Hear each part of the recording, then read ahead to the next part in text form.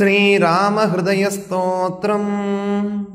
श्रीगणेशाय नमः।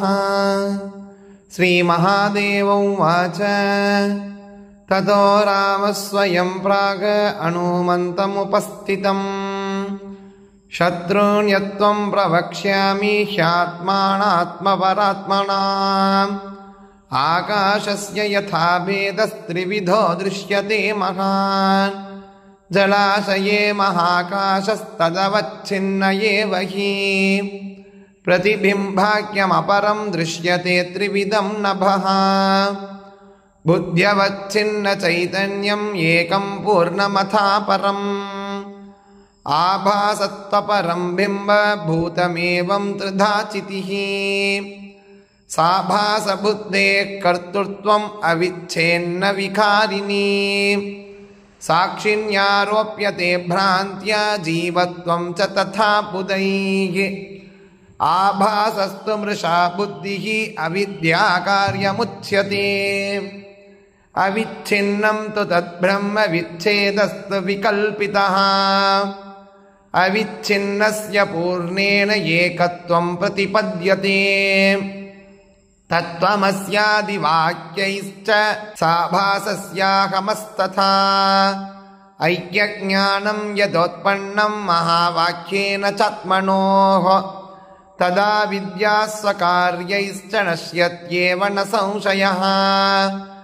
एतत् विज्ञाय मद्भक्तो मद्भावायोपपद्यते मद्भक्तिविमुखानां ये शास्त्रगतेषु मुह्यताम् न ज्ञानं न च मोक्षस्य तेषां जन्मशतैरपि इदं रहस्यं हृदयं ममात्मनो मयैव साक्षात् कथितं तवानघ मद्भक्तिहीनाय शठाय न त्वया दातव्यमैन्द्रादपि राज्यतोऽधिकम् श्रीमहावीरवैभवम् श्रीमान् वेङ्कटनाथार्यः कवितार्किककेसरी वेदान्ताचार्यवर्यो मे सन्निधत्तां सदा हृदि जयत्याश्रितसन्त्रासध्वान्तविध्वंसनोदयः प्रभावान् सीतया देव्या परमव्योमभास्करः जय जय महावीरा महाधीरधौरेया देवासुरसमर समय समुदित निखिल निर्जर निर्धारित निरवधिकमागात्म्या दशवदन दमित दैवत परिषदभ्यर्थित धाशरति भावा दिनकर कुल कमल दिवाकरा दिविशदधिपति रणसग चरण चतुर दशरथ चरमर्ण विमोचना कोचल सुता कुमार भाव कंजुकित कारणाकारा कौमारकेलि गोपायित कौशिकाद्वरा रणात्वर धुर्य भव्य दिव्यास्त्र बृंद वंदिता प्रणत जन विमत विमथन दुर्ललित दोर्ललिता तनुतर विशिक विताडन विघटित विसरारु सरारु ताटका ताटकीया जड किरण सकल दर जटिल नडपति मकुट तड नडन पटु विभुत सरित अतिबगुल मधुकलन ललित पद नलिन रज उपमृदित निज वृजिन जगतु बल तनुरुचिर परम मुनिवर युवति नुता कुशिक सुत कथित विदित नव विविध कथा मैथिल नगर सुलोचनालोचन चकोर चंद्र खंड परशु कोदंड प्रकांड खंडन शौंड भुज दंड चंडकर किरण मंडल बोधित पुंडरीक वन रुचि लुंडाक लोचना मोचित जनक कृतज्ञ शंका तंका परिकृत निखिल नरपति वरण जनक दुगित कुचतट विगरण समुचित करतल शतकोटि शतगुण कठिन परशुधर मुनिवर कर धृत दुरवन मतम निज धनुराकर्षण प्रकाशित पारमेष्ट्या क्रतुकर शिखरि कंदुक विकृत्युन्मुख जगदरुन्दुत जितकरिदन्ति दन्त दन्तुर दशवदन रमण कुशल दशशत भुज मुख नृपति कुल रुधिर जर परित पृथुतर तटाक तर्पित पितृक भृगुपति सुगति विगति करणत क्रीडिषु परिघा अनृत भयमुचित हृदय पितृवचन पालन प्रतिज्ञा वैज्ञात यौवराज्या निषादराज सौहृद सूचित सौशील्य सागरा भरद्वाज शासन परिगृहीत विचित्र चित्रकूट गिरि कटक तट रम्या वसता अनन्य शासनीया प्रणत भरत मकुट तटन सुघटित पादुकार्याभिषेक निर्वर्तित सर्वलोक योगक्षेमा पिशित रुचि विकित धुरित वलमतन तनय परिभुकनुकति सरभस शयन तृण सकल परिपतन भयचकित सकल सुर मुनिवर भगुमत मगास्त्र सामर्थ्य द्रुजिन हर वलमतन दुरालक्ष सरलक्ष दंडगाद पवन जंगम पारिजाता विराध हरिण शार्दूला विलुलित बगुबल मक कलम रजनि चरम गम गयारंभ संभृत शीर पृदुन रोदा त्रिशिरशिरस्त्रित यतिमिर निरास वासर कर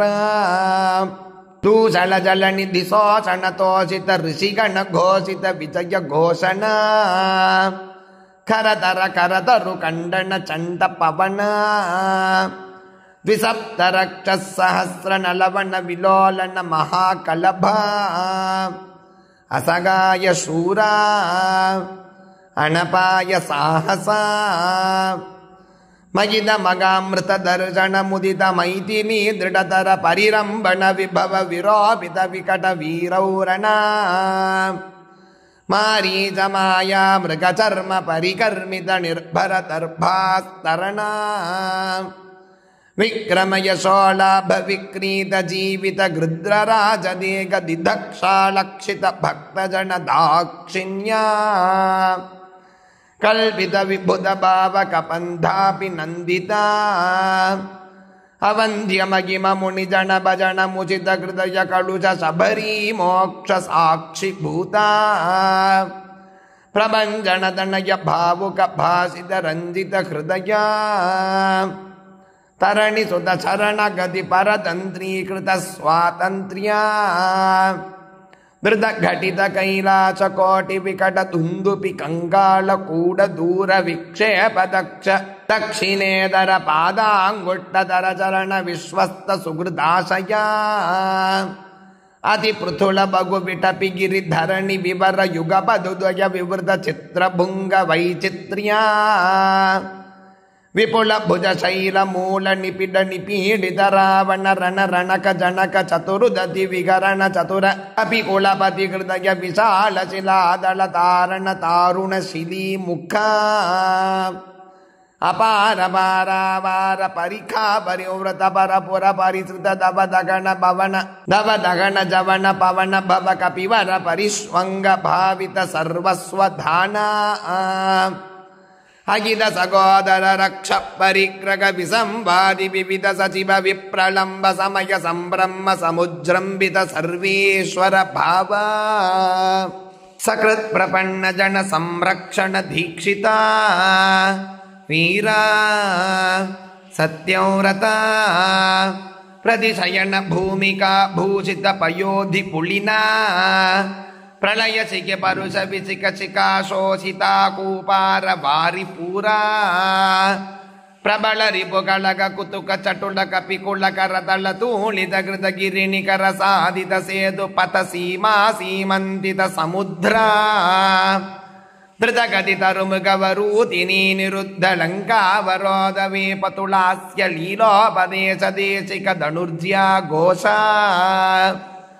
गगन चर कनक गिरि गरिम धर निज नमय